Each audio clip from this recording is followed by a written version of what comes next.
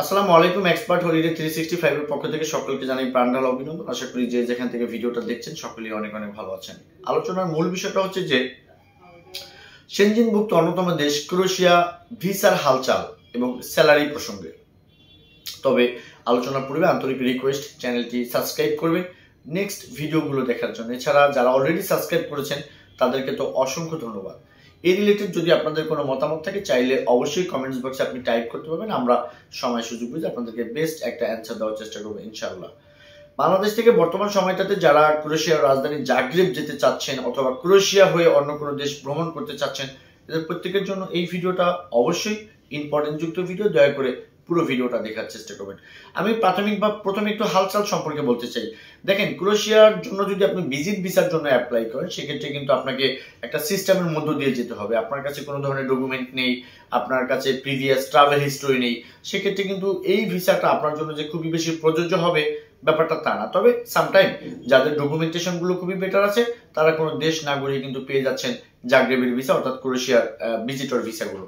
এই ক্রোয়েশিয়ার ভিসা দিয়ে কিন্তু সদস্যভুক্ত অন্য দেশ জার্মানি, ফ্রান্স, সুইজারল্যান্ড ঘুরে আসতে পারবেন, অথবা ক্রোয়েশিয়া ঘুরেও আপনি বাংলাদেশে ব্যাক করতে পারবেন, অথবা আপনি সেখানে ওভার স্টে করতে পারবেন। সবই আপনার ইচ্ছা।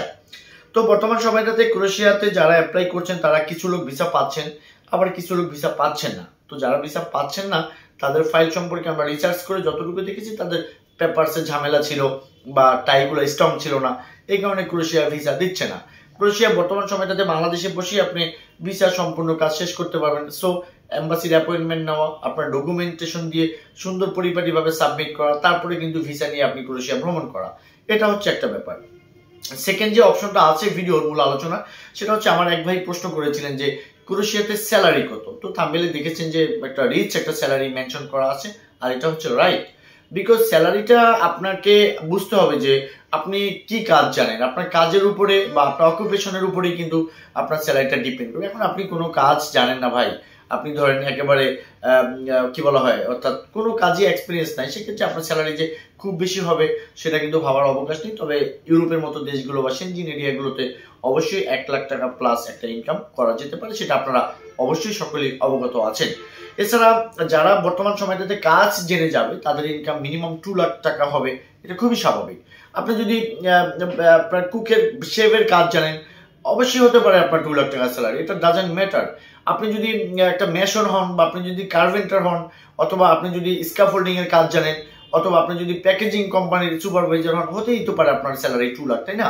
তো যাক, এভারেজে যাদের স্কিলে যাবেন তাদের স্যালারি বর্তমান সময়টাতে ভালো একটা স্যালারি আছে। ক্রোয়েশিয়াতে গেলে যে যেখানে পারবেন আপনার মতো করে কিন্তু চাইলে আপনি কাজ করতে পারবেন। আর ক্রোয়েশিয়ার জাগ্রেবে বর্তমান সময়টাতে প্রচুর পরিমাণ প্রবাসী বাংলাদেশি আছে, যেখানে ওরা কর্ম করে কিন্তু সেখানে অনেকেই ভালোই আছে। তো এই রিলেটেড যদি আপনাদের কোনো কোয়েশ্চেন থাকে স্ক্রিনে দেওয়া নাম্বারে চাইলে আমরা কলে কথা বলবেন। পাশাপাশি ফাইল সাবমিট বা এম্বাসির অ্যাপয়েন্টমেন্ট ডেট বা খবরের জন্য ডেসক্রিপশন বক্সে থাকা অ্যাড্রেস অনুযায়ী সরাসরি অফিসে মিট করবেন। আমরা আপনাদের কন্ডিশন বুঝে আপনাদেরকে বেস্ট একটা পরামর্শ দেওয়ার চেষ্টা করবো। সকলে ভালো থাকবেন। আল্লাহ হাফেজ।